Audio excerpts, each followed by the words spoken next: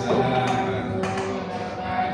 baik, terima kasih yang terhormat Pak Sumarno sebagai Kasih Bidang Kurikulum dan Bapak Ibu sekalian, ada Bu Zela sebagai guru mata pelajaran seni budaya, lalu kemudian ada Bu Nida, guru mata pelajaran bahasa Indonesia, dan juga ada Bu Putri sebagai guru mata pelajaran TIK. Bersyukur pada Allah Subhanahu wa Ta'ala, alhamdulillah pagi ini kita bisa berkumpul bertatap muka untuk kemudian sama-sama kita akan membuat satu komunitas belajar sekolah atau KBS yang kemudian saya beri nama sebagai BESIK. BESIK itu adalah akronim daripada kepanjangannya adalah belajar itu asik bersama semantik begitu. Baik Bapak Ibu sekalian, di pertemuan kali ini kita akan melakukan pembentukan untuk KBS sekolah kita. Bagaimana KBS ini atau komunitas belajar sekolah ini dapat berperan aktif untuk kemudian membantu para siswa-siswinya, para peserta didiknya untuk mencapai kepada tujuan pembelajaran dengan tujuan pembelajaran yang berbeda-beda antara mata pelajaran satu dengan yang lainnya. Tentu kita melakukan komunitas ini melakukan satu kegiatan kepada peserta didik untuk kemudian mencapai tujuan pembelajaran yang berbeda-beda di setiap mata pelajaran. Baik, izinkan saya menyampaikan beberapa hal kepada Bapak Ibu sekalian. Yang pertama, apa sih alasan daripada pembentukan tujuan atau alasan dan tujuan membentuk KBS? Pertama adalah bagaimana kita semua sebagai pendidik, sebagai guru itu memberikan motivasi belajar peserta didik. Ya. Tujuan daripada KBS ini adalah meningkatkan motivasi belajar kepada peserta didik melalui satu proyek kegiatan yang dibuat oleh komunitas belajar tersebut. Jadi melalui satu proyek tersebut Bapak Ibu sekalian dapat membawa peserta didik untuk mencapai tujuan pembelajaran masing-masing di mata pelajaran. Lalu kemudian adalah memberikan kesempatan belajar. Memberikan kesempatan belajar untuk siapa? Baik untuk peserta didiknya ataupun untuk kita semua. Kita jadi lebih aware terhadap, oh iya ternyata di Gujarat ada juga loh mata pelajaran atau tujuan pembelajaran yang bisa dikaitkan dengan pembelajaran yang biasa. Begitu juga dengan bahasa Indonesia, begitu juga dengan TIK.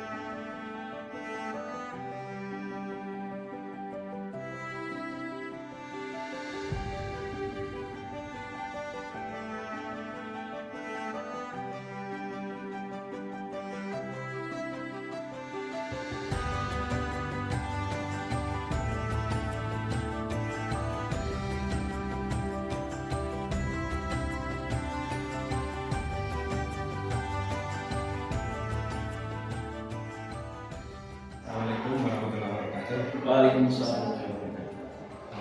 Luar biasa, ini apresiasi Pak Isan konsep BESIK semantik ya. BESIK semantik. Konsep BESIK semantik yang dikolaborasikan sebagai disiplin keilmuan. Hal ini terkait dengan beberapa keterlibatan guru di dalam komunitas belajar sekolah. Terus kemudian juga lebih lanjutnya lagi untuk komunitas belajar sekolah ini apakah nanti difasilitasi dalam satu layanan LMS gitu ya, seperti komunitas belajar di PMM seperti itu, ataukah ini nanti terintegrasi dengan fasilitas aplikasi yang memang sudah ada disediakan. Kemudian bentuk kolaborasi dari berbagai disiplin keilmuan, seperti misalnya tadi bagaimana konsep yang disampaikan dipaparkan oleh Pak Isan tadi dari perspektif bahasa, dari perspektif IT, kemudian juga tidak menutup kemungkinan dari perspektif sains gitu ya, dan yang humaniora, ekonomi gitu. Nah ini nanti bentuk realnya apakah merupakan suatu tim teaching ya, ataukah yang dikemas dalam satu waktu, satu tempat, satu tema, satu bahasan yang dikaji dari berbagai perspektif keilmuan.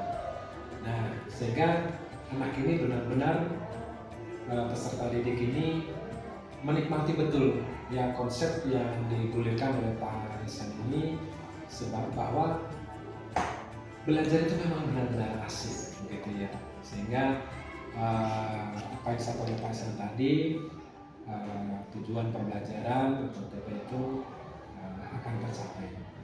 Ini konsep yang luar biasa, patut untuk diapresiasi dan untuk ditindaklanjuti, untuk diterapkan di sekolah, di SMA Negeri 3 Kuningan khususnya. Dan kami tentu dari pihak pengelola sekolah gitu ya, sebagai bidang kurikulum, ini untuk terus diperdalam dan bisa disosialisasikan ke seluruh guru yang ada di lingkungan SMA Negeri 3 Kuningan.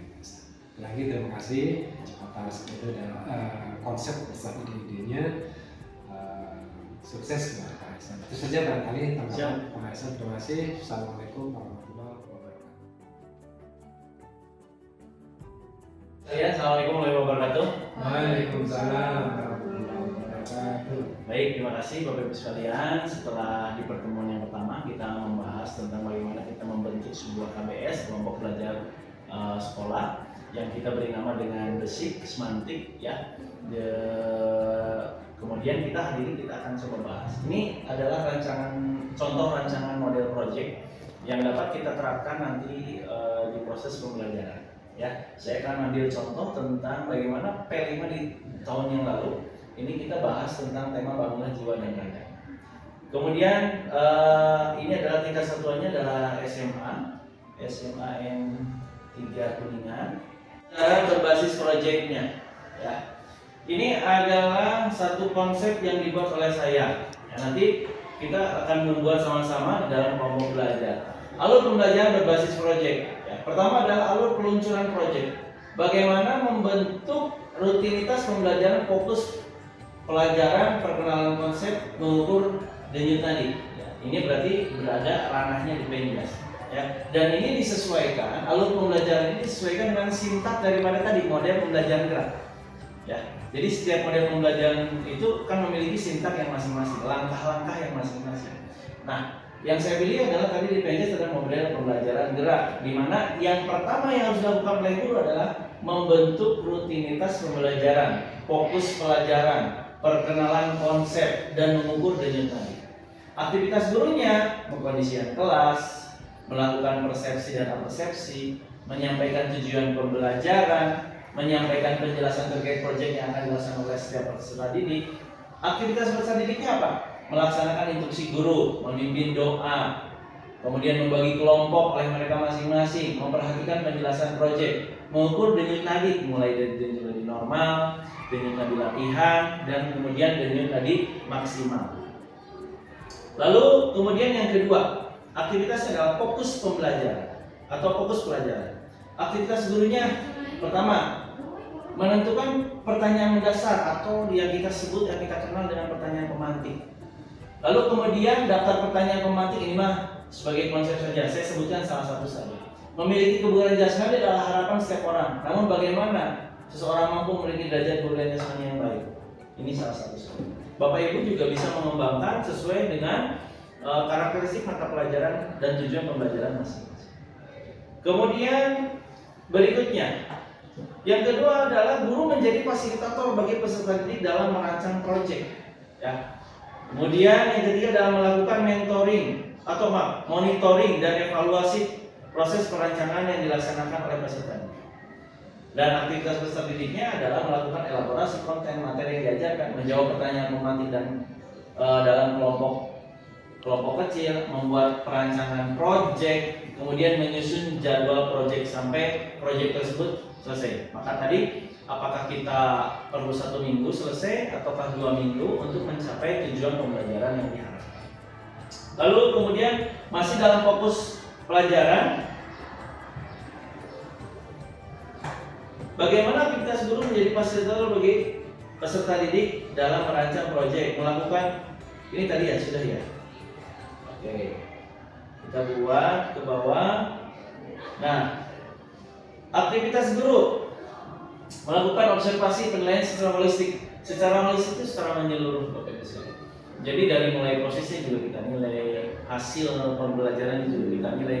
Kadang-kala kita hanya menilai pada hasil akhirnya saja. Sekarang sudah mulai booming di Bapak Ibu guru di beberapa pelatihan bagaimana menumbuh kembangkan pembelajaran evaluasi secara holistik, melakukan penilaian secara holistik. Kemudian memberikan umpan balik dan menjadi fasilitator bagi peserta didik. Oh nak, kamu kurang ini, ayo harusnya seperti ini.